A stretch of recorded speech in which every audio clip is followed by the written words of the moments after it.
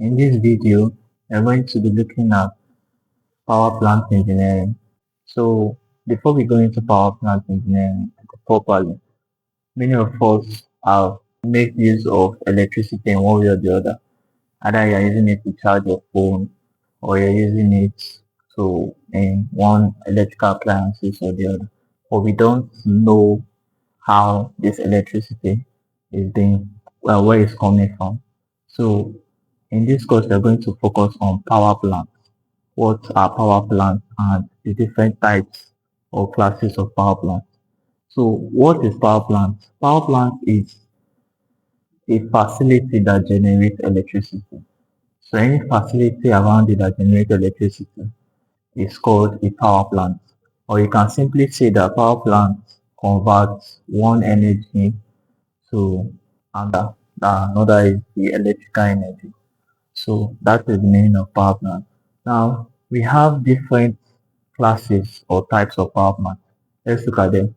So now what are the types of power plant? The first type of power plant we have is called a steam turbine power plant. Now in a steam turbine power plant, it uses heated steam, it uses steam from heated water to drive the turbine. So a steam turbine power plant uses steam from heated water to drive the turbine. The second one is gas turbine power plant. Now, a gas turbine power plant uses expanded gas to drive the turbine. Then the third one is called combined cycle power plant. What is a combined cycle power plant? Now, combined cycle power plant is a smart combination of the steam turbine power plant and the gas turbine power plant. Then the fourth one is called nuclear power plant. Now, nuclear power plant uses heat from nuclear fission to drive our turbine. Then the last one that I'll be looking at is the hydroelectric power plant. It uses falling water. That's water falling at a height to drive the turbine. So these are the major classes or types of power plant. So what we are going to be doing in this class is that we'll be taking them one after the other. For this class, our main focus is the first one, steam turbine power plant. So let's take the first one, steam turbine power plant.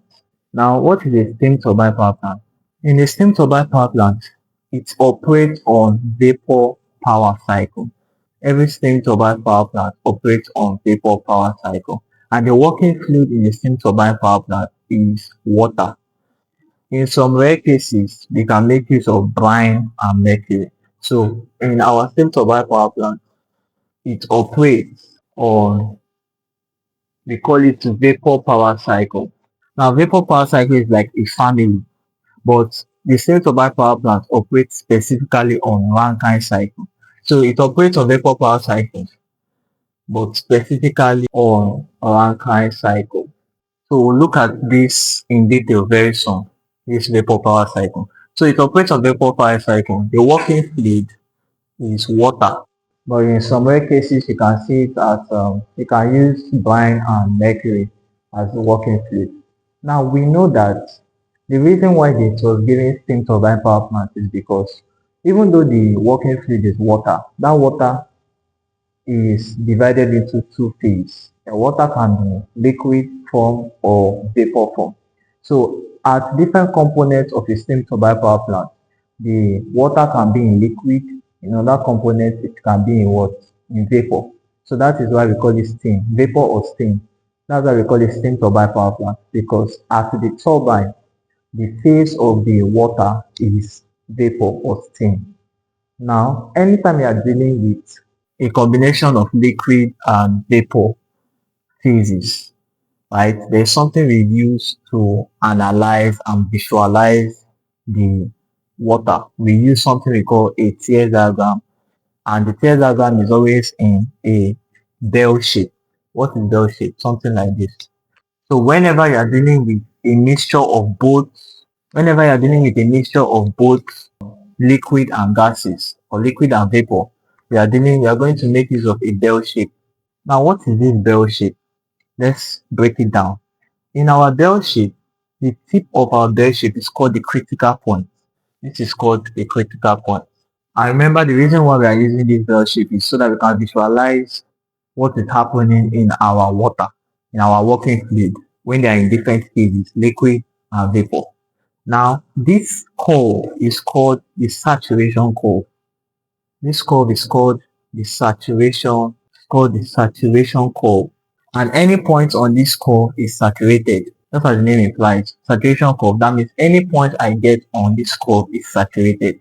Now, from this critical point to the left, to my right, from this critical point to my right, every line on this critical point to my line on this curve is called the saturated vapor line. So this line from the middle to this point is called, they call it saturated vapor line. This is saturated vapor line, and saturated vapor line is denoted as G. So remember, vapor and gas are the same thing. So anywhere you see eventually in this course, as we are going on, as we are proceeding, you see that we are going to make use of this particular diagram a lot.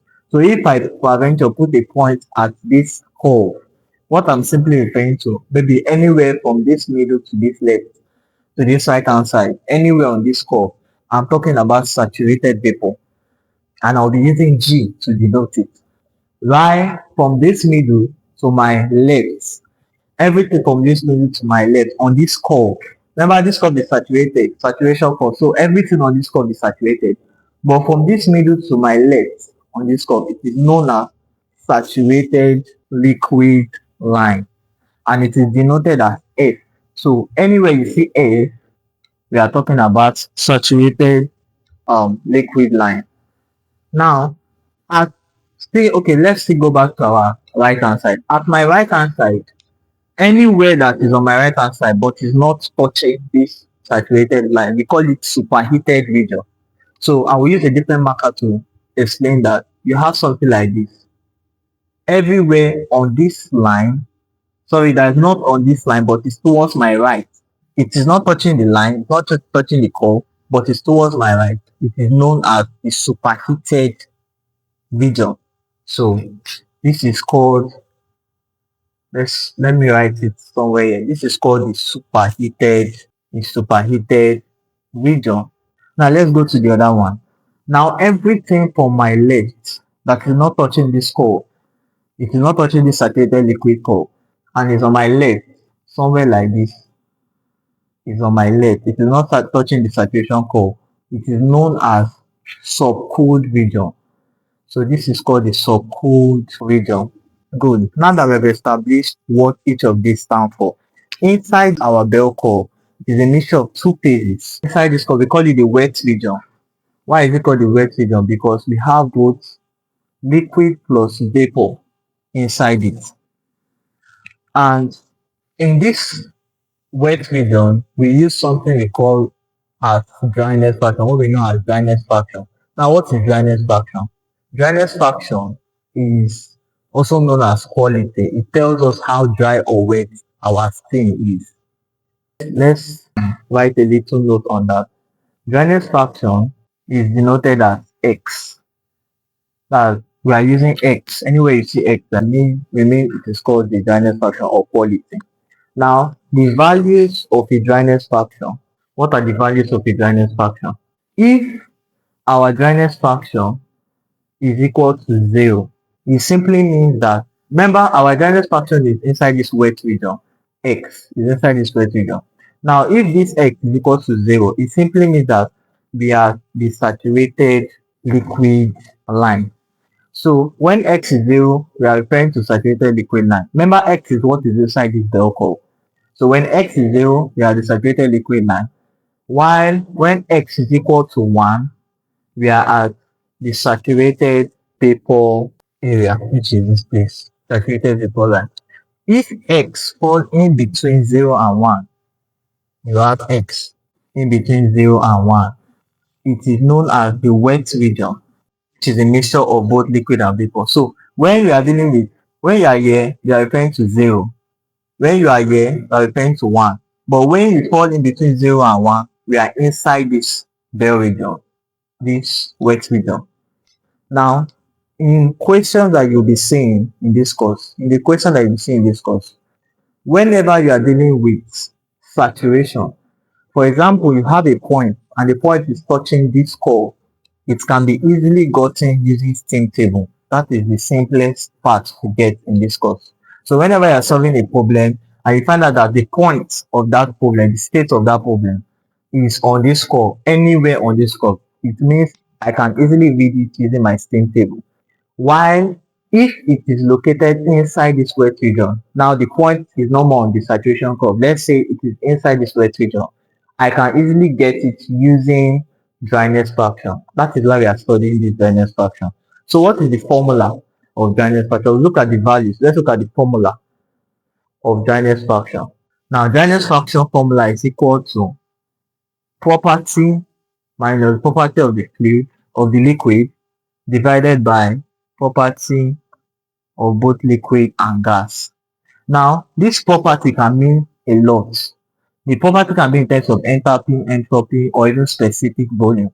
So I can rewrite this as this, that my x is equal to, now I want to generalize property.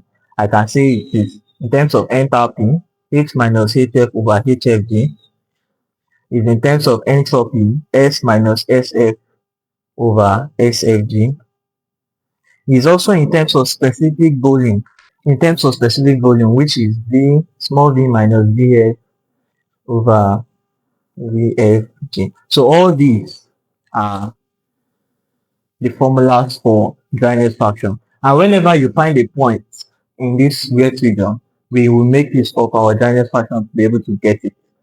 While if it is on this saturation curve, I can make use of what steam table. It is very easy to get on the saturation curve. But when you go to the wet region, your point is maybe here or anywhere in the wet region.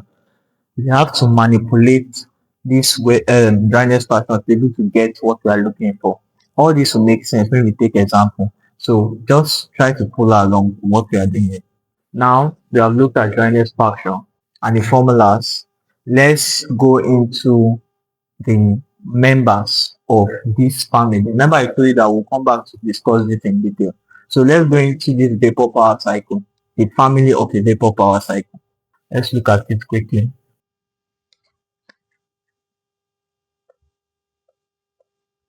So let's look at the members of the vapor power cycle family. Remember, this vapor power cycle family is large, right? So we're going to focus on just few members of this family. The first one that we're going to look at is called the Carnot cycle. Carnot Vapor Cycle. Number one, the Carnot Vapor Cycle. What is Carnot Vapor Cycle? From our fundamental thermodynamics, we know that Carnot Vapor Cycle is the maximum efficiency of any system. So any system that's operating between two temperature reservoirs have the Carnot cycle as the maximum efficiency. Now, Carnot cycle is ideal, it is perfect, but it is not realistic. In industries, Carnot cycle is not being used. We only do it or discuss about it in our classrooms, but it's not practical. Then why are we studying it? The reason why we are studying Carnot cycle is because Carnot cycle serves as a benchmark for other real cycles. So it's just like we have three people here. The Carnot cycle is what we use to compare those three persons with me, assuming I am the Carnot cycle, right? So for me to know how efficient other cycles are, it is being compared with me. So Carnot cycle serves as a benchmark for other real cycles. That's just the only reason why we are studying a Carnot cycle. Now let's look at the block diagram of a Carnot cycle. The block diagram of a Carnot cycle. So it looks like this. So in a Carnot vapor power cycle, this is the block diagram. We have four components: a condenser, a compressor, a boiler, and a turbine. So this condenser, the water, which is our working fluid, comes out of this condenser at state point 1. It enters the compressor. Compressor reduces the pressure and temperature. So it increases the temperature and pressure. It's coming out at state point 2. Then enters the boiler. Now, in a boiler, heat is being added to the boiler from external sources. So we have something like this to explain that we are adding heat to a boiler. So the working fluid that is coming out of the boiler is now at 8.3. Then it enters our turbine and comes out at 8.4. So at the turbine, that is where the electricity is being generated because the turbine will rotate the shaft which will not generate electricity. So this is the block diagram of a Carnot Vapor Cycle. Now let's look at the TS diagram. Before we go to the TS diagram, we have four processes of every Carnot cycle. There are four processes of every Carnot cycle. The first one is from process 1 to 2. They call it isentropic compression.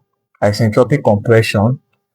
Process 2 to 3 is called isothermal heat addition. Isothermal heat addition. Process 3 to 4 is called isentropic expansion. Process 4 to 1 is known as isothermal heat rejection. So isothermal heat rejection. So let's do the TS diagram of our cycle. Let's draw the TS diagram quickly. Now, to draw the TS diagram, remember our TS diagram will take which shape? A bell shape. Just like what I just claimed there. That same shape is what we are going to use. The first thing we are going to do is after I draw the shape, you draw the constant pressure lines. What are the constant pressure lines? In every block diagram or cycle that we are doing, we have two pressure lines. We have the low one and the high one. The low one we use P1 to denote it, while the high one we use P2 to denote it. So we have something like this. This is the constant pressure line at the low side. Then you go up the constant pressure line at the high side. Now after you've done this, you can now go back to your four processes. What is this saying? First process 1 to 3 is isentropic compression. So from this point 1, I will draw a straight line. Remember this is TS.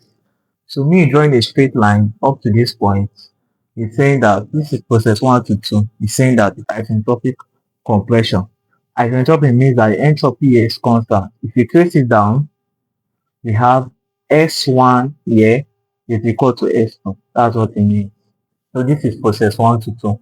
Now, process 2 to 3 is what? Isentropic heat addition. So from 2 to 3, we have, isothermal.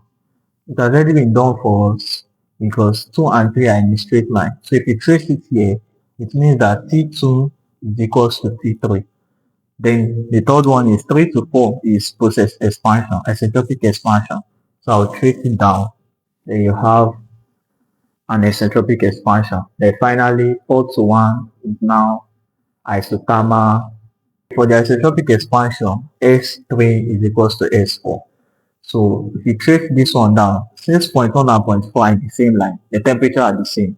So I have T1 equals to T4. So these are the constant pressure and temperature line. Now for the constant pressure, remember we said that this is the low one, and the low one we use P1 to denote it. So I'll come here and put P1. For the high one, we use P2. So P2. So this is our TS diagram for a Carnot cycle. Right. Now let's do the analysis of our Carnot cycle. Let's do a little analysis of our Carnot cycle. Now the formula for analysis means I want to calculate the thermal efficiency of this Carnot cycle. So I'll put thermal TH then a C to denote that we are talking about Carnot cycle. Now the formula for thermal efficiency generally it is W net over Q in. Now this W net is the power because I'm putting a dot up is simply saying that it is work over time, which is power. Energy over time is power. So we have the power here, the net power divided by the Q in. This Q in is the power also, or rather you can say the heat or the load that is being added in my boiler. Remember that heat is added in my boiler. And also, I forgot to add, in your condenser, it rejects heat. So we have Q out. So anytime you're saying Q in, what I'm just referring to is the heat that is being added in my boiler or the boiler load. Some textbook use condenser load and boiler load. It refers to the same thing. So let's analyze this formula. Now for the W net, what is W net? W net simply means the work or the power in the turbine minus the power in the compressor divided by the heat input. Now, this power, in some textbooks or some questions, you may not be asked to calculate the turbine power or the compressor power. They may ask you to calculate the compressor work and turbine work. The thing is the same thing. We know that if you divide our power with mass flow rate, we will have a small w. This small w is known as the compressor, sorry, not compressor work. It is just known as the specific work. Specific work. Now, sometimes some textbooks don't really call it specific work, they can just call it work directly. So it means the same thing. Anytime they have to calculate the work, either compressor work or turbine work, it means that they have divided the power by mass flow rate. So come back to your formula now. It means that if I've divided this guy by mass flow rate, my formula will now be what? Divide this WT, the power, by mass flow rate. You will just have small t. That is the turbine work. This is power. This is turbine power. This one is the turbine work. Same thing applies for the compressor. So you have small WC divided by, now if you divide the Q in, the heat input by mass flow rate, you have small Q. So these ones have nothing to do with mass flow rate. Right. So I just want to clear that. So let's take each of these formulas one after the other and analyze them. Let's start with the turbine work. So for my turbine work, which is this small WT, what is the formula for turbine work? Now, the turbine work, right, this small WT now has nothing to do with mass flow rate. But if I'm dealing with power, turbine power, I will now put mass flow rate in my formula. So the turbine work, I'm not going to put mass flow rate, it's going to be H3 minus H4. How do I know H3 minus H4? Go back to your block diagram and CS diagram. Look for the component. What is the component turbine? It is in between and with state. So if you look at my turbine in this block diagram, you can see that it's in between state 3 and what? State 4. So I know that my enthalpy is H3 minus H4. Same thing here in your TS diagram. My turbine is in this region, right? So it's in between state 3 and state 4. And for heat to flow from, sorry, because the arrow is going anti-clockwise, right? So this is simply saying that this one is bigger than this one because of this one is moving. For something to flow to this point, it means that this one is higher than this one. So we have H3 minus H4. That is what you have there. Now, let's take them one after the other. What is H3? Let's go back to what we said before. Look at your TS diagram, just like what I explained to you. I said that at this point 3, where is it located? It's located at the saturated vapor line. If you remember that we did a small line, we said from this middle to this left hand, right hand side, everything on the line is saturated. And if I look at my point 3, you can see that your point 3 is on the saturated line. So that line is called the saturated vapor line. And what do we use to denote it? We use G. So it means that my H3 is Hg. And remember, I told you that anything that is on the saturated line, I can get it using my work. Steam table. How can I get it? Just use the pressure that point is on. Look at my constant pressure line. What constant pressure line is this? P2. So both point 2 and point 3 are on P2 line. So it means that if I'm looking for H3, it is simply Hg at P2 because that is where it falls. That point falls on the P2 line. So this one is very easy. I can use my steam table to be able to read it easily without any stress. Now we know what H3 is and we know how to get it. Let's go to H4 and see how we can get it. Now, if you look at H4, where is H4 located? H4 is located in the wet region. Can I use my steam table? No. So what can I do? What I'm going to do now is to use dryness fraction. Remember that we said that anytime you are looking for a point and that point is inside here, we use a dryness fraction to calculate it. What is the dryness fraction? Now, remember that we said Dryness fraction, it is P minus PF over PFG. If I'm looking for H4, this P will turn to H4. So I'm looking for, if you replace this one with H4, I have X is equal to H4 minus HF over HFG. And if I make H4 subject of formula, my formula is now HF plus X4 HFG. So this is how you can get it. What does it mean? It means that if I know HF, remember anything that have F and G on the saturation line, I can easily read it in my steam table. So anything that have F, FG, I can get it using my steam table.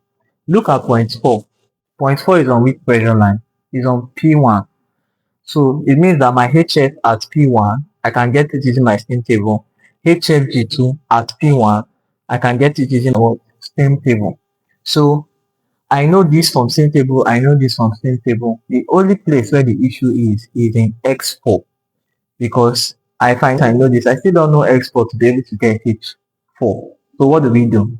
We still go back to dryness fraction. We already said that dryness fraction is equal to X equals to H4 minus HF is still equal to entropy S4 minus SF over SFG.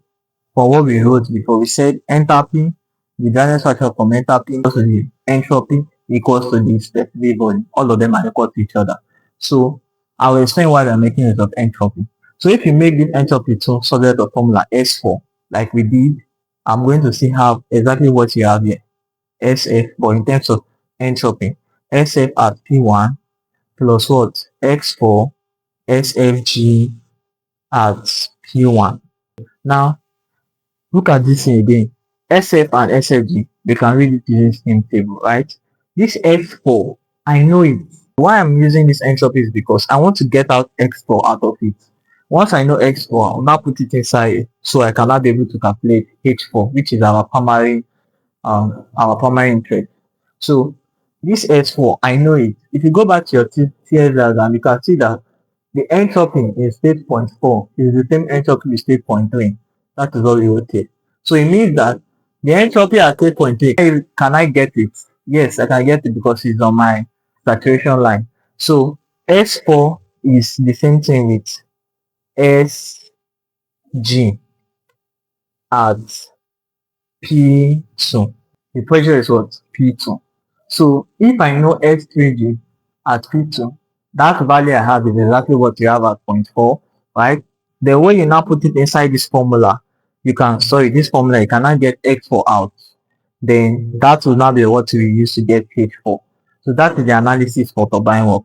With all this, you cannot take this back into my turbine work formula and put what you have and you get your turbine work. Now, let's go for compressor work. Let's go to compressor work. Now, for the compressor work, we follow the same approach like what we did there. What is the formula for compressor work? Small WC is equal, ask yourself, where is my compressor located in my block diagram? In between which 2 points?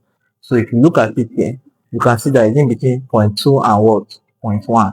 Now, which one comes first? H2 will come first. So it's H2 minus H1.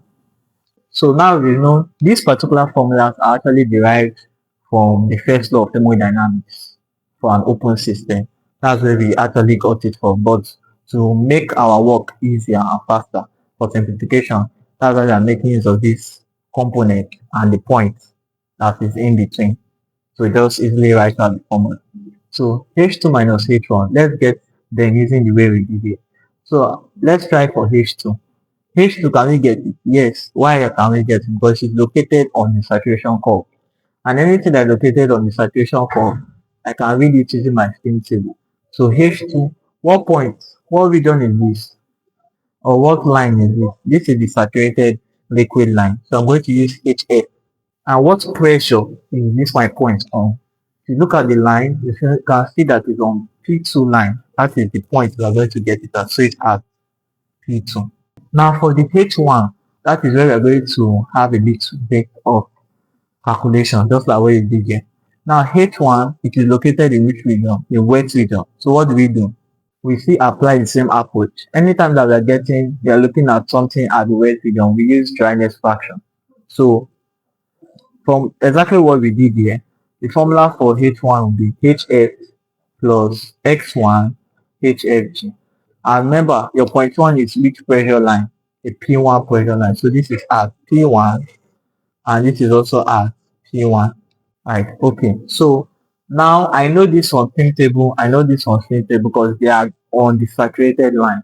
The only thing I'm going to do now is to try to, I still don't know X1, so I need to introduce something again. And what is that thing? Entropy, just like what we did here. So my entropy S1 is equal to SF at P1 plus X1 SFG at P1. What is S1? S1 is the same thing with what? S2. And what is S2? S1 is S2, which is SF at which pressure? At what? P2. So with all this now, we're able to calculate our W net. We know WT and WC. Because I've gotten H1, I've got H2. I'll just put it back in my formula. Now, what I will just need to do now is calculate for Q in. What is Q in? That is the boiler load. Remember we call Q in boiler load, right? Then this one is called the condenser load, Q out. So for the boiler load, the formula is what? Where is your boiler located? In between which 2 points? At point 3 and point 2. So just the difference between 3 and 2. Right? And luckily for us, my point 3 and point 2 are located on the saturation line. So I don't have any problem. I can read it using my steam table. So H3 is equals to Hg at P2, what you're seeing is on the saturated vapor line at this pressure. H2 is on the saturated liquid line at this same pressure. So H2 is equals to Hf at P2. Now, with all this analysis, we can be able to calculate the thermal efficiency for the Carnot cycle. Now, this process is actually long, right? I wanted to do the long one first.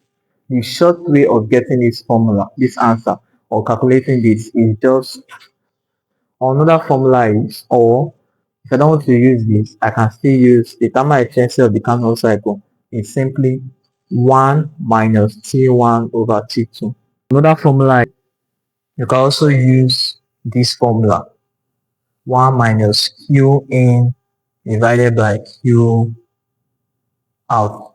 So I think Q out over Q in. So any of this formula will give us exactly the same answer when you use this process to be able to get it. So this one now, what you don't need to do is to convert them to Kelvin, right? Then you will get the same answer with that one. So this is everything you need to know for the Carnot vapor cycle. But the issue of this Carnot vapor cycle, why we said initially that it is not realistic and we don't actually use it in real world analysis or in industry, is just because of this. So note, we have three limitations of this Carnot cycle. Look at our TS diagram. If you look at process 1 to 2, you can see that it is in the wet region. You can see that process 1 is in the wet region, right, before it enters process 2. Look at our block diagram. Which component is in between process 1 and 2? It is the compressor. And the job of a compressor is just to compress gases only. But look at my process 1 to 2. It's telling me that it is at the wet region, meaning it has both gas and liquid. So it is difficult for the compressor to compress. That is why this particular cycle is not feasible. It's not realistic. That's one limitation. Another limitation is at this region, the turbine region also. If you look at it, it's also in the wet region. Now the turbine is not supposed to compress both liquid and gases. It's not supposed to expand both liquid and gases. That is why this is not feasible because and gases, particularly the liquid, will corrode the blade of the turbine.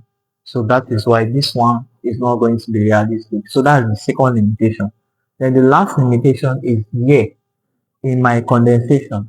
The meaning of condensation is that I'm converting something um, from gas to liquid, right? If you look at this from point 4 to point 1, where my condenser is, you can see that the condensation stops still at the wet region, meaning it is not complete. You still have gas inside. That means the condensation was not effective. That is another limitation. If something is effective, the condenser is supposed to have taken it from to this point, the liquid line. You understand? So these are the three major limitations for our Carnot Vapor Cycle. That is why it is not realistic. So because of these limitations, we have to move over to another cycle. That is number two. That's what we are going to look at now. So the second family or the second member of the family of vapor power cycle is called the Rankine cycle. Now Rankine cycle is the most practical cycle that you can think of, and that is the one that is realistic, unlike our Carnot Vapor cycle. Remember, the only reason why we are doing this is just for us to get a benchmark for other cycles. So this simple Rankine cycle is a more realistic type of cycle. Let's look at the block diagram and the TS diagram. So the block diagram looks like this. Now, the only difference between the diagram of the Carnot cycle, the block diagram of Carnot cycle and this one is just that I have replaced the compressor with what? A pump. So that is just the difference between your block diagram. Every other component remains the same. Now, let's look at the CS diagram. Before we look at the CS diagram, let's look at the four processes, just like what we did for Carnot. So the four processes of every Rankine cycle is process 1 to 2 is called the isentropic compression. Process 2 to 3, it is a constant, or you can call it isobaric, constant pressure, isobaric heat addition. So process 3 to 4, it is isentropic expansion. And process 4 to 1, it is isobaric heat rejection. These four processes will guide us on how to draw our TS diagram. So the same thing that we are going to do, we draw the block diagram, we'll do the PS diagram also. So let's quickly do that. Now, so what do we observe in this PS diagram? For our Rankine cycle, it has solved two limitations from that Carnot cycle. That's the modification now. So our Carnot cycle provided us with three limitations why it is not realistic. So this simple Rankine cycle has solved two of them. The first one we mentioned was about the compressor that is compressing liquid. That's in our previous cycle. For this particular one now, if you look at the diagram, you can see that process 1 to 2 is now, or process 1 rather, is now in the saturated vapor side, saturated liquid side. So the gas is not compressed. The compressor is not, oh sorry, the pump is compressing just liquid. Remember that our compressor, the job of a compressor is just to compress gases. But now that we have replaced it with a pump, what is the job of the pump? Is to transport only liquid. And that is what is happening here. We have just the presence of liquid in process 1 to 2. Now, if you move over to process 4 to 1, when we talked about condensation, we said that condensation is that it is converting everything from gas to liquid. In our previous one, we had issue. But look at this one. In process 4 to 1, the whole gas has been converted to liquid. So that is two limitations gone. The only problem is this 3 to 4 is still remaining the same, which we are going to look at in our next cycle. So our Rankine cycle has solved two problems. Let's look at our analysis of this Rankine cycle. So what's the formula for our Rankine cycle? It still remains the same. W net, let me work with specific work. So W net, small w, divided by Q in, as the heat input. Now, let's start from W net. In our previous one, our compressor work was in the turbine and compressor. But here, our compressor is in place with what? A pump. So it is WT minus WP divided by QE. Now for our WT, our formula is still remaining the same thing with the other one. All what we wrote before still applies in this case because we still have point 3 and point 4. Nothing changed here. The only place there's a modification was in our pump. We shifted it. So that is where we are going to work on. For this WT, it is still same with our Carnot cycle. So we are not going to do anything about it. But you see this pump. Now, the formula for pump, let's ask ourselves, where is our pump located? What is coming out from this condenser is 6.1. It enters the pump and come out at 3.2, comes out of the boiler at 3, and leaves the turbine at 4. My pump is in between point 1 and point 2, right? So that means my difference will be in what? H2 minus H1. Now let's go to our test diagram and see if we know what H2 and H1 is. So for point 1, which is my H1, where is it located? It's located on the saturated line. What does it mean? It means that I can easily get it using my what? Steam table. So H1, which saturated line is it? The liquid line. So I'm going to have HF. Now this particular point is on which pressure line? P1. So it is HF at P1. That is my H1. H close. But if you look at H2, we have a challenge. What's the challenge? First of all, it's not on the saturated line. Another challenge is that it's not even in the wet region. So we can't use steam table and we can't use dryness factor. So what do we do? There is a formula that we introduce to get H2. Which region is H2? H2 is in the subcooled region. We've done that at the beginning of this video. So because it is not in the steam table side and it is not on the wet region, in the wet region, the formula for H2, it is H1 plus V1 P2 minus P1. Now, because all these are point 1, right, we are going to make use of, we know that this is point 1, so it's HF at P1. Let me just quickly do that thing. And what is V1? V1 is VF at P1. You look at your point 1, the line is VF, and what? It is at which pressure line? P1. So this is how I'll be able to get my WP.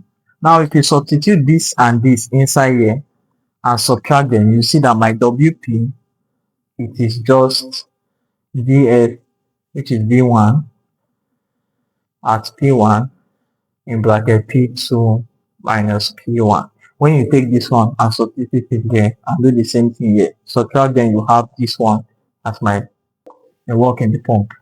Okay, so we've known WT, same with the Carnot. We just calculated WP with this particular formula. Next thing we need to do is to get Q in. What is Q in? Q in is the heat in this region, right? Sorry, is in this region. The upside, that is where our Q in is at the boiler area. And the boiler area, which is the upside, is this area, this region, the top side. Now, if you observe, unlike our previous one that was just straightforward, the difference between H3 minus H2, this particular one has two steps. So we have to account for the two steps. What are the two steps? From H2 to H2 and from H2 to 3. That is where our boiler is. So what do we do? Remember, we are looking for Q. We have to account for the two steps.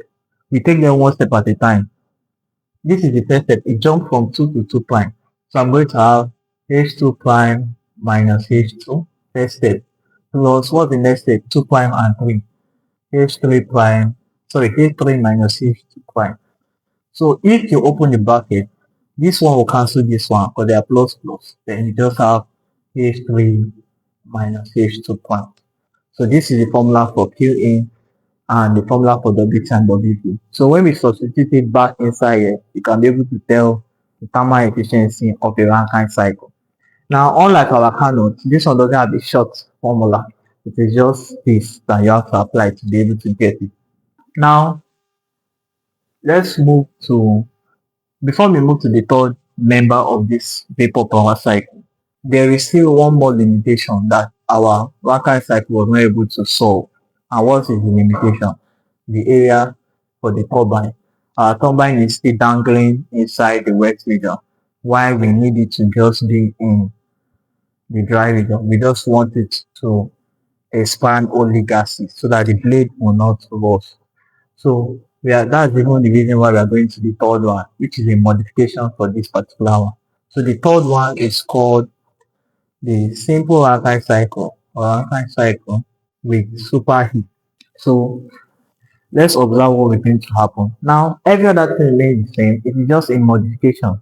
So we are going to add one more component inside this diagram to be able to get the, I believe we should even do it here. So we're just going to, this is the Rankine cycle number 3 with superheat. The limitation for this one, sorry, what is coming out is 3 prime, then it enters our turbine out 4, the process continues. So in this Rankine cycle with superheat, what is happening is that we are going to heat up the gas that is coming out of our boiler. Look at point 3. Remember, the issue for that one limitation is that this guy and this process is still dangling in the wet region. So we want to increase the heat at this point to a particular temperature. When you superheat it, right, it will be able to just spin only gases. The wet region will reduce. It's not going to be having liquid with it. So that is the reason for this modification, this number 3. So what I'm going to do now is that I'm going to superheat it to a particular temperature. So from this 3, it will move to a particular temperature called 3 prime. That is the superheating. We'll heat it to a particular temperature, T3 prime to state point 3 prime.